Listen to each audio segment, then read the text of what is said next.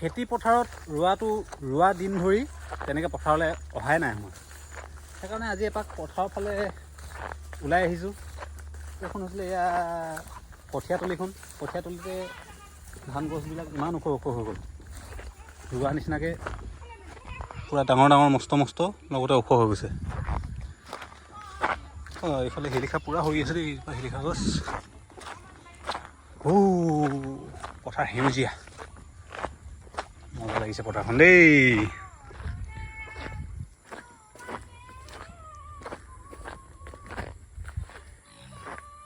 পথাৰখন এনেকুৱা হৈ আছে।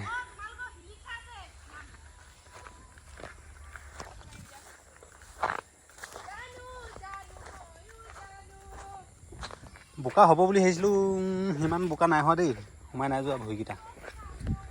বৰষুণ পৰিছে যদি পানীটো ইমান নাই হোৱা পথাৰত, কিন্তু এবাৰ ধানটো অলপ বৰষুণটো ৰোৱা দিনাহে পোৱা পাই আছে, পাতলা পাতলাকৈ হ'লেও। যোৱা বছৰ হৈছিলে কি, ৰুওঁতে যি যাক বৰষুণ পালে, তাৰপাছত নাই নাই নাই নাই নাই ঠিক ধান ওলোৱা সময়ত এজাকমান পালে। কিন্তু এইবাৰ ৰোৱা দিন ধৰি বৰষুণটো প্ৰায় পাই আছে। বনো হৈছে, নোহোৱা নহয় এইবিলাক বন।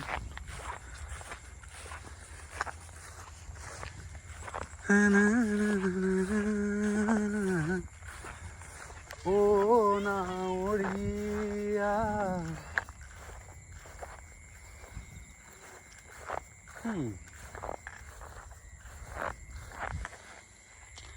ইমান ভাল নাই হোৱা লাগিছে। বন হৈছে বেছি ধানটোত, নাই হোৱা মানেনো কি, বনটো বেছি হৈছে, বেলেগটো নাই বাৰু। আৰু এইখিনিতে মাটিখিনি অলপ এঢলীয়া টাইপৰ, সেইকাৰণে বন হৈছে। আৰু ৰঙা ৰঙা পৰিছে ধানবিলাক অলপ অলপ। তো বৰ বেছি ভিতৰলৈকে নাযাওঁ আৰু, এইখিনিলৈকে আলিটো একদম পূৰা টিপটপ টাইট হৈ আছে আৰু বহল। সেইখিনি পৰা অকণমান আলিটো সৰু নাই হ'ব।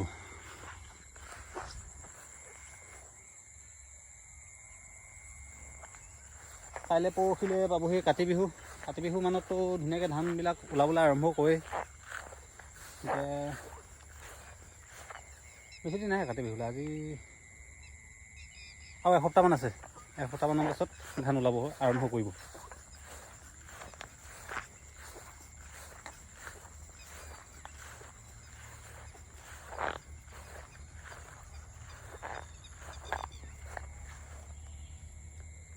ভাল লাগিলে আৰু পৰিৱেশটো। আজি বহুদিনৰ মূৰত পথাৰলৈ আহিলোঁ।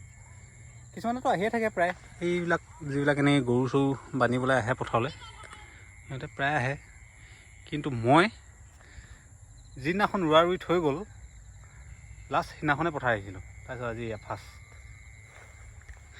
ভাল লাগিলে।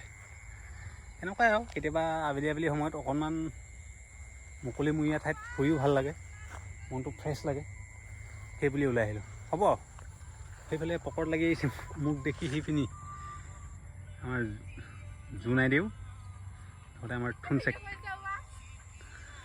হ'ব আৰু ভিডিঅ'টি ইমিনতে লেঠা মাৰি পেলাইছোঁ।